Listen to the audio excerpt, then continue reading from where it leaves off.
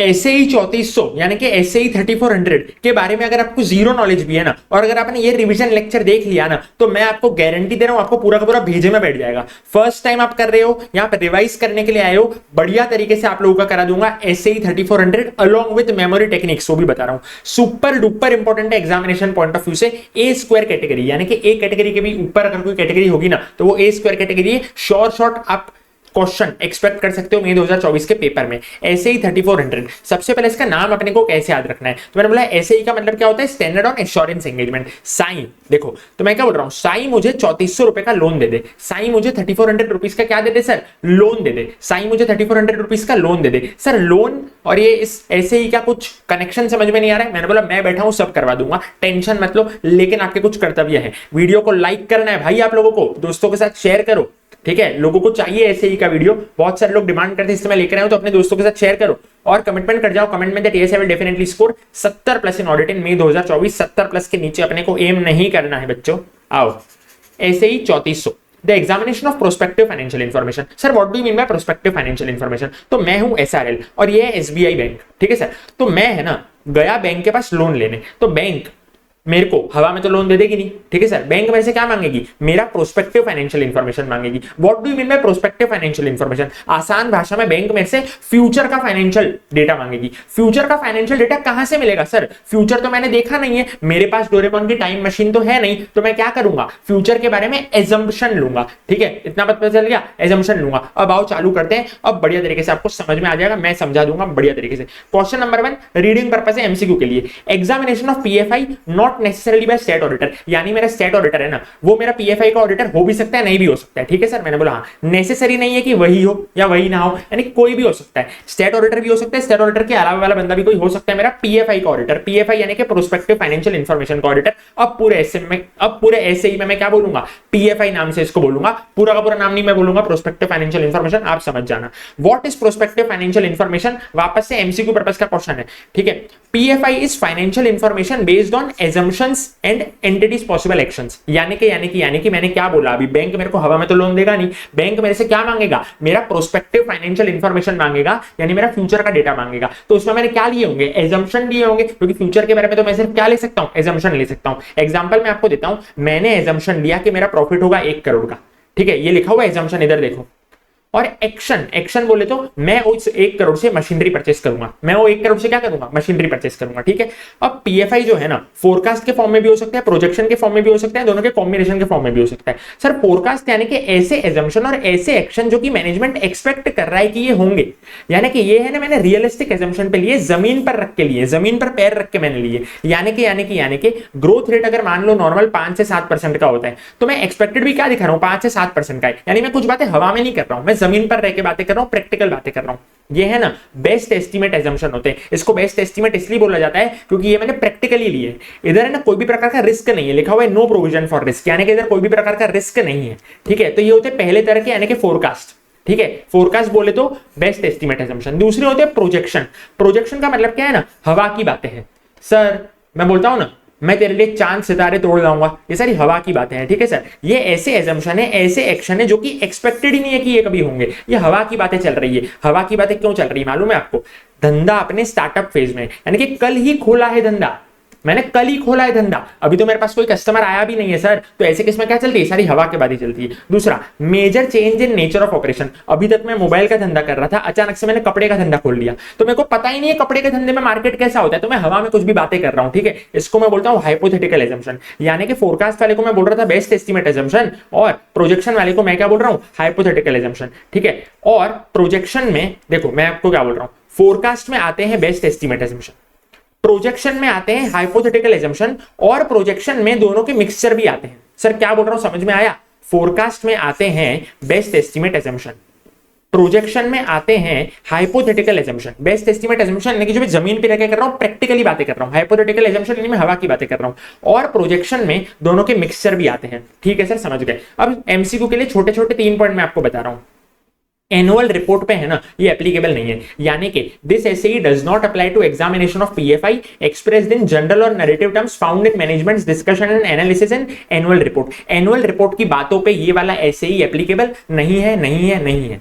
दूसरा opinion as to whether results in PFI will be achieved can't be expressed. जो मेरा auditor है ना, वो ये 100% गारंटी नहीं दे सकता है कि पीएफआई वाली बातें होंगी ही। अरे भैया वो ऑडिटर है, भगवान थोड़ी ना है, समझ रहे हो मेरी बात को।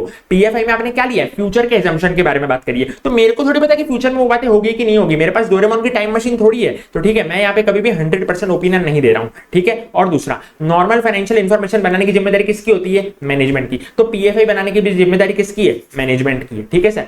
तीसरा, can professional accountant be associated with PFI, यानी कि क्या चार्टर्ड अकाउंटेंट जो है पीएफआई का काम कर सकता है क्या। तो बात ऐसी है ना कि professional ethics clause 3 second schedule chartered accountants act 1949 क्या बोलता है ना कि फ्यूचर के बारे में बात मत करो, यानी कि चार्टर्ड अकाउंटेंट है ना, फ्यूचर के बारे में जितने भी स्टेटमेंट है ना उसके साथ उसका नाम नहीं जुड़ा होना चाहिए, उसको वो क्या नहीं करना चाहिए, साइन नहीं करना चाहिए। क्या लिखा हुआ है, प्रैक्टिसिंग सीए को मैं बोलूंगा कि तूने प्रोफेशनल मिसकंडक्ट कर दिया अगर तो तू है ना जो फ्यूचर की अर्निंग्स है ना, जो कि फ्यूचर के ट्रांजैक्शंस पे बेस्ड है, उस पे अपना कुछ ओपिनियन वगैरह दे रहा है। तो ठीक है सर, क्या लिखा हुआ है, प्रोफेशनल मिसकंडक्ट कब होगा, अगर तो जो मेरा प्रैक्टिसिंग सी है ना वो अपना नाम परमिट कर रहा है एक ऐसी रिपोर्ट के साथ यूज होने में, मतलब एक ऐसी रिपोर्ट में वो अपना नाम दे रहा है जिसमें अर्निंग्स का एस्टिमेट फ्यूचर ट्रांजैक्शन पे बेस्ड है, ठीक है, जिसमें वो है ना एक्यूरेसी के लिए वाउच कर रहा है, यानी कि वो है ना, इन शॉर्ट में बोलूं, कोई भी फ्यूचर के सर्कमस्टेंस पे डिपेंड कोई रिपोर्ट होगी ना, फ्यूचर सर्कमस्टेंसेस पे डिपेंड कोई रिपोर्ट होगी, तो उस पे सीए अपना नाम नहीं जोड़ सकता है। लेकिन तो भी यहाँ पे है ना एक एक्सेप्शन मैं आपको दे रहा हूँ, क्या एक्सेप्शन है सुन लो। यहाँ पे क्या लिखा हुआ है, it does not preclude CA from associating name with PFI, यानी कि पीएफआई के लिए मैंने आपको एक एक्सेप्शन दे दी। सर क्या एक्सेप्शन दे दी, मैंने बोला सीए है ना पार्टिसिपेट कर सकता है प्रोवाइडेड वो दो कंडीशन को फुलफिल कर रहा है। पहली कंडीशन है बेस और दूसरी कंडीशन है एक्यूरेसी। मेरे साथ साथ रिपीट करो, पहली कंडीशन है बेस, दूसरी कंडीशन है एक्यूरेसी। बेस यानी कि अगर तो है ना वो अपने रिपोर्ट में बेस बता दे, बेस बोले तो बेसिस बता दे, एजम्पशन बता दे, सोर्स बता दे। देखो इधर लिखा हुआ है बेसिस बता दे, एजम्पशन बता दे, सोर्स बता दे। और दूसरा, वो एक्यूरेसी के लिए वाउच ना करे, ठीक है सर। और ये फोरकास्ट पे भी एप्लीकेबल रहेगा, प्रोजेक्शन पे भी एप्लीकेबल रहेगा, जो भी ऊपर देखे ना सर। एक्यूरेसी के लिए वाउच ना करे, एक्यूरेसी के लिए वाउच ना करेगा मतलब पता है क्या होता है, वो 100% ओपिनियन नहीं देगा। देखो इधर मैंने यही बात बोली, कभी भी मैं 100% ओपिनियन थोड़ी दूंगा, क्यों, क्योंकि मैं कौन हूं, मैं ऑडिटर हूं, मैं भगवान थोड़ी ना हूं जो 100% ओपिनियन दूंगा। तो अगर तो जो हमारा ऑडिटर है ना वो अपने रिपोर्ट में बेस बता रहे, बेस बोले तो बेसिस बता रहे, एजम्पशन बता रहे, सोर्स बता रहे, और वो 100% एक्यूरेसी, मतलब वो एक्यूरेसी के लिए रिपोर्ट नहीं कर रहा है, यानी कि वो ऐसा 100% एश्योरेंस अगर नहीं दे रहा है ना, तो मैंने बोला पीएफआई के लिए तेरे को एक्सेप्शन दे दिया, भले ये फ्यूचर पे डिपेंडेंट है ना, तो भी तू इसका रिपोर्ट में, पर तो भी तो इसके लिए रिपोर्ट इशू कर सकता है। बाकी नॉर्मली प्रोफेशनल एथिक्स में मना है, कोई भी फ्यूचर वाली रिपोर्ट से सीए का नाम नहीं जोड़ना चाहिए, पर पीएफआई के लिए एक्सेप्शन है, प्रोवाइडेड बेस और एक्यूरेसी के कंडीशन फुलफिल हो रहे हैं, ठीक है। पसंद आ रहा हो तो लाइक करो यार। अब ड्यूटी क्या है आपकी, ड्यूटी, फिर हम गए ड्यूटी पे, पता है आता है हमारा अंकित भैया, तो बस वही duty, duties of members examining prospective financial information. बात ऐसी है ना, डी का आंसर एएएसी, मेरे पीछे पीछे रिपीट करो, डी का आंसर एएएसी, डी का आंसर एएएसी, यानी कि ड्यूटीज का आंसर, डी फॉर ड्यूटी का आंसर क्या है पता है, एजम्पशन का ए, एजम्पशन का ए, एजम्पशन का ए, कंसिस्टेंट का सी। पता चला, डी का आंसर एएएसी, समझ गए आप। तो सुन लो सर, ड्यूटी क्या है ना, ऑडिटर को है ना ऑब्टेन करना है sufficient appropriate audit evidence. Sir sufficient appropriate audit evidence तो मैं कब बोलता था, जब मैं ऑडिट पढ़ता था, लेकिन क्या ये ऑडिट है क्या, ये तो सफिशिएंट एप्रोप्रिएट ऑडिट एविडेंस इधर शब्द प्रयोग होगा क्या, मैंने बोला नहीं, ये तो एश्योरेंस है, स्टैंडर्ड ऑन एश्योरेंस एंगेजमेंट, इसलिए यहां से ऑडिट शब्द हट जाएगा और वहां पे एसएएई बोलता था, इधर केवल और केवल क्या बोलूंगा, एसएई बोलूंगा। अरे समझ में आ रहा है कि नहीं आ रहा है भाइयों, वहां पे क्या बोलता था, एसएएई, इधर क्या बोलूंगा, एसएई, ठीक है सर। डी का आंसर क्या है, एएएसी। बात समझो, सबसे पहला मैनेजमेंट के best estimate assumption, sir best estimate कौन से, जमीन पे जो लिए थे वो आर नॉट अनरीजनेबल, यानी कि वो कैसे हैं, रीजनेबल। और हाइपोथेटिकल एजम्पशन, हाइपोथेटिकल कौन से, जो हवा में लिए थे, याद है, are consistent with purpose of information. आसान भाषा में मैनेजमेंट के बेस्ट एस्टिमेट एजम्पशन रीजनेबल है और हाइपोथेटिकल एजम्पशन कंसिस्टेंट है, ठीक है। हाइपोथेटिकल एजम्पशन क्या है, कंसिस्टेंट है। सर दोनों का मतलब तो है ना सेम ही होता है, इन शॉर्ट बोलना चाह रहे हैं कि एजम्पशन जो है ना वैलिड प्रूफ वाले होने चाहिए, लेकिन ये आईसीआई के कीवर्ड्स हैं, ये आपने यूज नहीं करे तो भूल जाना कि आईसीआई आपको मार्क्स देगा। क्या शब्दों का प्रयोग करना है, नॉट अनरीजनेबल, ऐसा भी मत लिख के आना कि रीजनेबल, ये भी आईसीआई के शब्दों के साथ छेड़का नहीं हुई, उन लोगों ने लिखा है नॉट अनरीजनेबल और कंसिस्टेंट, ये दो शब्द उनको मिलने चाहिए, खत्म हो गई बात, ठीक है सर। मैंने बोला हाँ। दूसरा, जो मेरा पीएफआई है ना एजम्पशन के हिसाब से प्रिपेयर हुआ है। सर कौन से एजम्पशन, हवा वाले और जमीन वाले, हवा वाले हाइपोथेटिकल, जमीन वाले बेस्ट एस्टिमेट। एच फॉर हवा, एच फॉर हाइपोथेटिकल, ऐसे भी याद रख सकते हो, हवा वाले मतलब फालतूगिरी के एजम्पशन है वो सारे।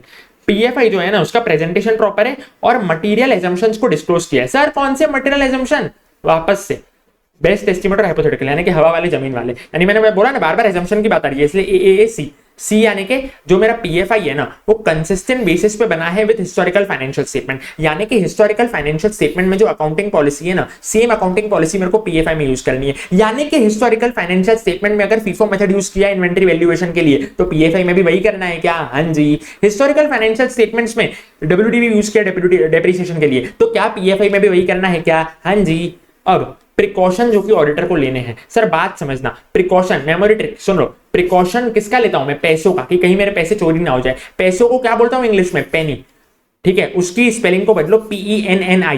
पेनी की स्पेलिंग क्या होती है? PENNY, लेकिन इधर ऑडिट के लिए क्या करने? PENNI, ठीक है सर। मैं जो मेमोरी ट्रिक आपको बता रहा हूं ना वो क्वेश्चन को रिलेट करके बता रहा हूं, जैसे कि डी का आंसर AAC, हवा में कोई भी मेमोरी ट्रिक मैं आपको नहीं दे रहा हूं, मैं आपको क्वेश्चन से रिलेट करके बता रहा हूं। देखो डी क्या है? क्वेश्चन है, ड्यूटीज का आंसर AAC।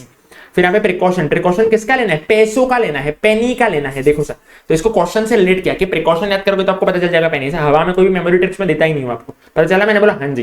पहले मेरे को क्या पता है? पेनी का पी, पीरियड कवर्ड, यानी 1 अप्रैल से लेकर के 31 मार्च कब का है वो PFI वो बताना है। उसके बाद एलिमेंट्स, एलिमेंट्स बोले तो P&L बैलेंस शीट, वो भी तो PFI में होंगे, उसके बारे में बताना है। जैसे नॉर्मल फाइनेंशियल्स में होते हैं वैसे इसमें भी होंगे PFI में।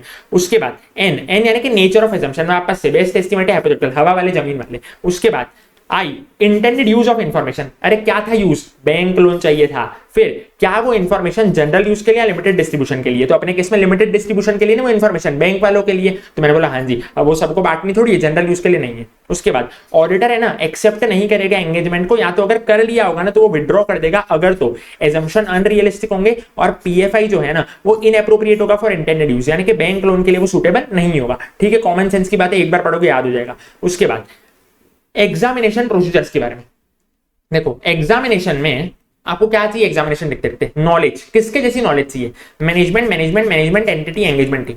ठीक है, इसको भी मैंने किससे जोड़ा है? क्वेश्चन से जोड़ा है। एग्जामिनेशन में आपको किसकी नॉलेज चाहिए? Management, management, management entity, engagement team. ठीक है सर, मैंने बोला हाँ जी। एग्जामिनेशन प्रोसीजर्स, एग्जामिनेशन लिखते लिखते चाहिए नॉलेज। तो पहला क्या है? नॉलेज ऑफ प्रीवियस एंगेजमेंट, यानी कि पुराने जो एंगेजमेंट के थे उसमें से मैंने क्या सीखा उसकी नॉलेज लगाऊंगा। लाइक, लाइक यानी कि लाइकलीहुड ऑफ मटेरियल मिसस्टेटमेंट, यानी कि मटेरियल मिसस्टेटमेंट होने के चांसेस कितने प्रतिशत है, कितने प्रतिशत भारतीय वैसा। मैनेजमेंट की औकात क्या है, यानी कि मैनेजमेंट का कॉम्पिटेंस क्या है, तो ये पहला मैनेजमेंट। वापस से क्या आता है? Management. Extent to which PFI affected by management judgement, management के जजमेंट से PFI पे क्या प्रभाव पड़ रहा है। ठीक है सर, यानी कि PFI और मैनेजमेंट जजमेंट का क्या लेना देना है, समझ रहे हो मेरी बात? मैंने बोला हाँ जी। उसके बाद वापस से मैनेजमेंट, मैनेजमेंट यानी कि सोर्सेस ऑफ इंफॉर्मेशन जो कि मैनेजमेंट ने कंसीडर किया है, यानी कि PFI बनाते बनाते मैनेजमेंट ने किन किन बातों का ध्यान रखा है, किन किन सोर्सेस से इंफॉर्मेशन लिए। ठीक है सर, कहां से वो इंफॉर्मेशन ली। उसके बाद एंगेजमेंट टीम, एंगेजमेंट टीम का एक्सपीरियंस क्या है वो इंडस्ट्री में और वो रिपोर्टिंग करने में। और stability of entities business, entity business यानी कि जो एंटिटी का धंधा है ना वो कितना स्टेबल है। दिवाली जैसा धंधा थोड़ी है, मतलब दिवाली जैसा धंधा होता है ना वो खाली अक्टूबर नवंबर में ऊपर जाते फिर वापस नीचे आ जाता है। ठीक है, स्टेबल रहना चाहिए धंधा, तो वो स्टेबल है कि नहीं वो देखेगा। तो देखो क्या है memory trick, knowledge like management, management, management entity, engagement team. ठीक है, नॉलेज ये रहा, लाइक, फिर management, management, management, engagement team और एंटिटी। ठीक है सर, मैंने बोला हाँ ये गोला करके दिया हुआ है मैंने आपको। नोट्स मिल जाएंगे मेरे टेलीग्राम चैनल से, फ्रीली अवेलेबल है। अगला प्रेजेंटेशन डिस्क्लोजर के लिए किन बातों का ध्यान रखना है। ठीक है, 2 बार पढ़ोगे आसानी से याद हो जाएगा, इसका मेमोरी ट्रिक नहीं दूंगा मैं आपको, सुन लो एकदम याद हो जाएगा, बहुत इजी है। प्रेजेंटेशन ऑफ PFI इंफॉर्मेटिव होना चाहिए, मिसलीडिंग नहीं होना चाहिए, यानी इससे जानकारी मेरे को मिलनी चाहिए, गुमराह मेरे को नहीं करना चाहिए। अकाउंटिंग पॉलिसी का डिस्क्लोजर मेरे को नोट्स में करना है। अकाउंटिंग पॉलिसी यानी कि FIFO वेटेड एवरेज मेथड, जो भी आपका इन्वेंट्री के लिए या किसी भी चीज के लिए। एजम्पशन जो है ना वो भी मेरे को डिस्क्लोज करने नोट्स में। ठीक है, चाहे वो बेस्ट एस्टिमेट हो, चाहे वो हाइपोथेटिकल हो, यानी कि चाहे वो हवा वाले हो, चाहे वो जमीन वाले हो। उसके बाद डेट जब मैंने PFI को प्रिपेयर किया है वो भी मेरे को डिस्क्लोज करनी है। उसके बाद अगर तो मैंने PFI को रेंज में बताया ना तो रेंज मैंने बायस मैनर में सिलेक्ट नहीं की होनी चाहिए, मैंने उसको जो है बराबर तरीके से वो रेंज को सिलेक्ट किया होना चाहिए, मैंने कोई पार्शियलिटी नहीं की होनी चाहिए। रेंज यानी कि मैंने PFI में बताया क्या बता दिया, सेल्स मेरी हो सकती है आने वाले साल में 2 से 3 करोड़ के बीच में, एक रेंज बता दी, वो होती है रेंज। बराबर। ऊपर मैंने आपको एक चीज पढ़ाई, अगर तो हिस्टोरिकल फाइनेंशियल स्टेटमेंट्स में FIFO है तो PFI में भी FIFO होगा। अगर हिस्टोरिकल फाइनेंशियल स्टेटमेंट में WDV है तो PFI में भी क्या होगा, WDV होगा डेप्रिसिएशन के लिए। तो वही है, अगर तो चेंज कर रहे हो ना आप अकाउंटिंग पॉलिसी तो आपको रीजन और इफेक्ट डिस्क्लोज करना है। नॉर्मली आपको चेंज नहीं करनी है, जो हिस्टोरिकल में वही रखनी है, लेकिन चेंज करो तो रीजन और इफेक्ट बता देना। उसके बाद रिपोर्ट, रिपोर्ट को याद करने का आसान तरीका है सर, देखो 4-5 मार्क का क्वेश्चन आएगा। आपके एमटीपी में मैक्सिमम कितने मार्क का क्वेश्चन दिया है? 5 मार्क का। तो मान लो डिस्क्रिप्टिव क्वेश्चन आ भी जाता है ना, तो देखो पहले 2 पॉइंट तो सारे रिपोर्ट में सेम होते हैं, टाइटल और एड्रेस। आखिरी 2 पॉइंट भी सारे रिपोर्ट में सेम होते हैं, प्लेस और सिग्नेचर, डेट, प्लेस और सिग्नेचर। देखो ये वाले आखिरी 3 point, date of report, place, signature. बीच में से जो आपको 3-4 याद हो रख देना, ठीक है, एग्जाम में लिख देना, बाकी सब जाए भाड़ में। टाइटल, एड्रेस ही यानी कि किसके लिए बनाई गई रिपोर्ट। आइडेंटिफिकेशन ऑफ पीएफआई, यानी कि पीएफआई क्या है वो बताओ। रेफरेंस दो एसएस को, ठीक है। स्टेटमेंट के मैनेजमेंट रिस्पॉन्सिबल है पीएफआई के लिए, वो तो अभी अपन ने ऊपर देखा। एफआई बनाने की जिम्मेदारी, नॉर्मल एफआई यानी कि नॉर्मल फाइनेंशियल्स बनाने की जिम्मेदारी किसकी? मैनेजमेंट की। पीएफआई भी जिम्मेदारी किसकी? मैनेजमेंट की। फिर रेफरेंस है अपने को पर्पस के बारे में, यानी कि बैंक लोन है ना, पर्पस, उसके बारे में रेफरेंस। स्टेटमेंट मेरे को ये देना है कि एग्जामिनेशन प्रोसीजर्स टेस्ट बेसिस में मैं कर रहा हूं, वो तो जाहिर सी बात है 100% चेकिंग पॉसिबल है ही नहीं, ठीक है। मैंने बोला हाँ जी। अगली बात देखो यहाँ पे है ना एक नेगेटिव एश्योरेंस आएगा। नेगेटिव एश्योरेंस का मतलब पता है क्या होता है? देखो एक होता है